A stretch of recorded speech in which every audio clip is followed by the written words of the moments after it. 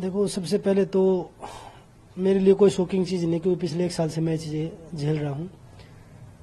नाडा ने एक बार बीच में मुझे बहाल भी कर दिया था। जो नाडा ने पैनल बनाया था उसमें मैंने इन चीज़ों का जवाब दिया था और उन्होंने बहाल कर दिया था, लेकिन दोबारा से एक पैनल बना के दोबारा से ये चीज़ें करके दोबारा 4 साल का बैन भी लगाया है।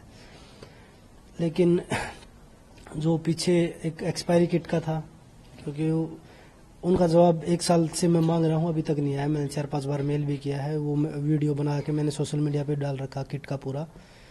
और उसके बाद नाडा बोल रही है कि भाई बजरंग ने सैंपल नहीं दिया, वो वेन्यू छोड़ के चला गया जब नेशनल ट्रायल हो रही थी, उस समय की बात है।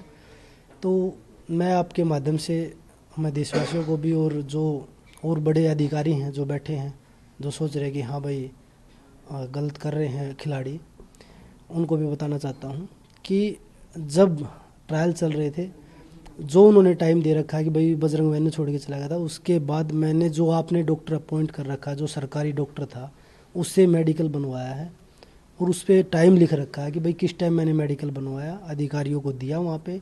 उसके बाद मैंने वेन्यू छोड़ा था। उसके बाद मेरी जो बाउट के बाद वो बोल रहे कि वेन्यू छोड़ के चला गया, उसके बाद मेरी एक बाउट और भी थी।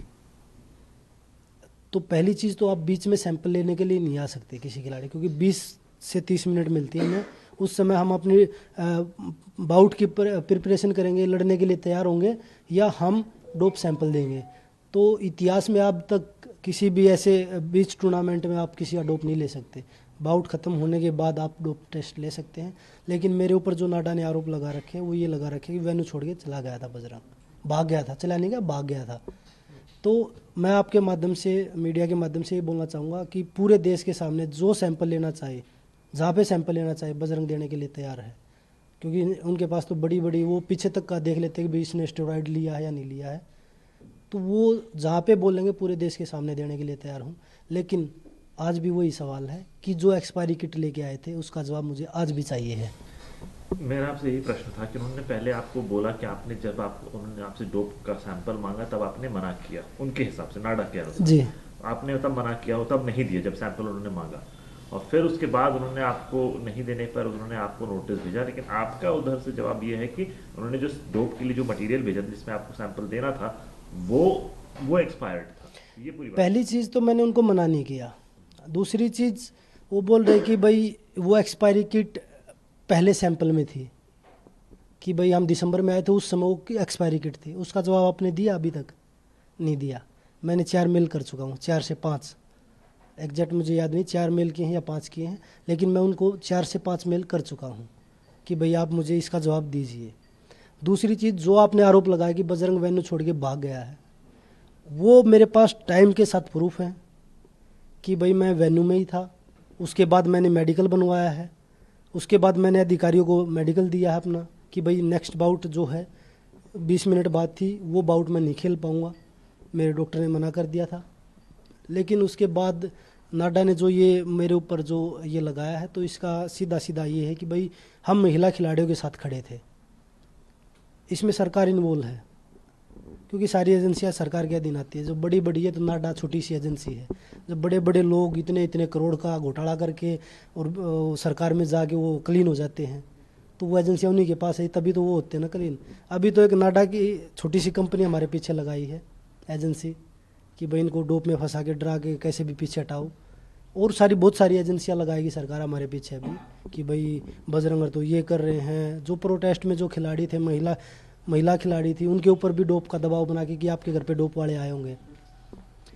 तो बड़े दुर्भाग्य की बात है कि खिलाड़ी को नहीं पता होता कि आज मेरे पास डोप वाले आएंगे टेस्ट लेने के लिए।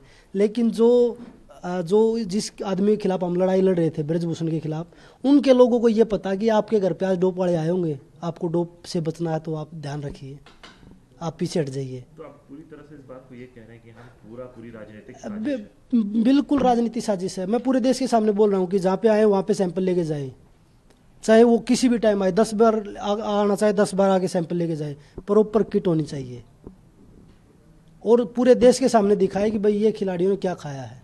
अब तो हम टूर्नामेंट भी नहीं लड़ रहे, अब आके ले सकते हैं। चलिए, मैं आपकी बात से मैं इनकार नहीं करूँगा, लेकिन मैं ये पूछूंगा कि आपका जिस व्यक्ति पे आरोप था तो मैटर कोर्ट में है, वो रेसलिंग फेडरेशन से भी फिर लड़कियों को तो हटाना चाह रहे हैं ना वो आज भी पीछे। क्यों लड़कियों को कैसे पीछे हटाया जाए?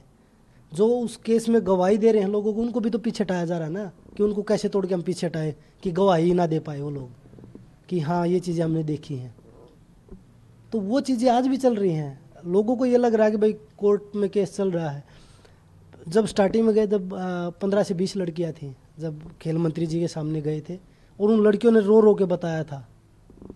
आज वो लड़कियां जब कोर्ट में हम गए, जब FIR दर्ज हुई, जब 6 लड़कियां बच गई थी, वो उसमें एक को फिर पीछे हटा दिया, फिर 5 बच गई। उसके बाद भी उनको कैसे तोड़े कि भाई हम कैसे पीछे हटाएं इन लोगों को।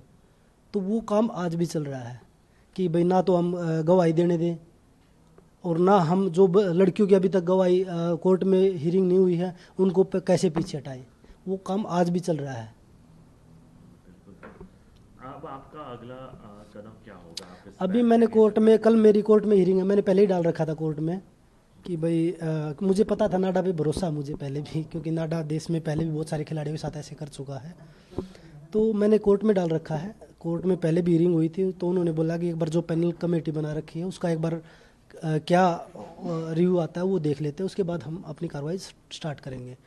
तो कल मेरी कोर्ट में हियरिंग है और ऊपर केस में भी जाऊंगा मैं, इंटरनेशनल जो जहाँ पे ये सारे मामले देखे जाते हैं, डोप के हैं ये सारी चीज़ें।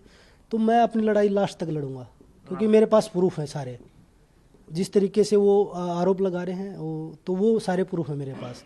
ये नहीं कि भाई आप 5,000 रुपये 4,000 रुपये देके किसी भी सोशल मीडिया पे IT सेल के टट्टू को बिठा के आप ये सोचो कि भाई बजरंग को बदनाम करके आप पीछे हटा दोगे, तो वो आपके बस की बात नहीं है। सच्चाई के साथ लड़ रहे हैं, सच्चाई की लड़ाई लड़ेंगे और आगे भी लड़ते रहेंगे। तो आप कॉन्फिडेंट हैं कि आपके पास सारे प्रूफ हैं? बिल्कुल। DL से सब देखो कुछ अगर सारे प्रूफ नहीं होते तो मैं क्यों बोलता। मैं अपना जो बैन पहले भी खिलाड़ियों के ऊपर लगे हैं वो आराम से झेलते हैं। अगर मैं दोषी होता तो मैं आराम से झेलता इस बैन को, लेकिन मैं अपनी जगह ठीक हूँ और मेरे पास सारे प्रूफ है उस चीज़ के, तो मैं क्यों किसी से डरूंगा। हम अपनी हर चीज़ को मजबूती के साथ आगे बढ़ेंगे लेके। ये नाडा वाले जो फेडरेशन वाले इन्होंने तो पहले भी खिलाड़ियों का कैरियर बर्बाद कर दिया। इनकी मिली भगत से ही तो खिलाड़ियों का कैरियर बर्बाद हुआ। 2016 के ओलंपिक में आप सबने देखा था, जो नरसिंह पहलवान का था, सुशील पहलवान का था, कैसे 2 खिलाड़ियों को आपस में लड़ा के फेडरेशन के लोगों ने, ब्रजभूषण ने उन लोगों को आपस में लड़ा के कैसे उन दोनों लोगों को ख़त्म कर दिया, बिल्कुल बदनाम करके। वो तो किसका नुकसान हुआ? वो देश का नुकसान हुआ। अगर कोई हमारा खिलाड़ी, चलो ठीक है, वो दोनों खिलाड़ी भाई सुशील पहलवान जी 2 बार के ओलंपिक मेडलिस्ट थे, नरसिंह पहलवान वर्ल्ड के मेडलिस्ट हैं, एशियन गेम्स के और कॉमनवेल्थ गेम्स के मेडलिस्ट हैं। वो लोग नहीं चाह रहे तीसरे किसी खिलाड़ी को भेजते, क्योंकि कोटा हमने हासिल कर रखा था 74 किलो का, तो किसी तीसरे खिलाड़ी को तो भेजते। लेकिन उन दोनों को भी उनका कैरियर भी ख़त्म कर दिया और तीसरा खिलाड़ी भी कोई नहीं भेजा ओलंपिक में। तो ये फेडरेशन की तो मंशा थी उस समय।